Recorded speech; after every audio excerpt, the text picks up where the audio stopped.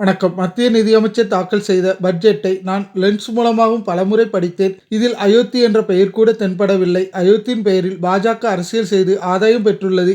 அயோத்தியை உள்ளடக்கிய பைசாபாத் தொகுதி பொது தொகுதியாக இருப்பினும் அங்கு தலித் சமூகத்தை சேர்ந்த என்னை அகிலேஷ் யாதவ் போட்டியிட வைத்தார். அங்கு நான் வெற்றி பெற்றதால் அயோத்திக்கு எந்த தொகையும் பாஜக அரசு ஒதுக்கவில்லை. அயோத்தி புறக்கணிக்கப்பட்டுள்ளது. எனக்கு ராமரின் ஆசியால் கிடைத்த வெற்றியால் அயோத்தி வாசிகள் தண்டிக்கப்பட்டு உள்ளனர். உபி அரசால் பொதுமக்களின் குடியிருப்புகள் இடிக்கப்பட்டுள்ளன. சுமார் 3 தலைமுறையாக இருந்த வீடும் இடிக்கப்பட்டுள்ளது. இவ்வாறு இடிக்கப்பட்டதில் 3 உயிரிழப்பும் ஏற்பட்டுள்ளது. இங்குள்ள நிசாத் காலனி குடியிருப்புகள் இடிக்கப்பட்டு அங்கு கடைகள் கட்டப்பட்டுள்ளன. இவை பெரும் பணக்காரர்களுக்கு ஒதுக்கப்பட்டுள்ளன.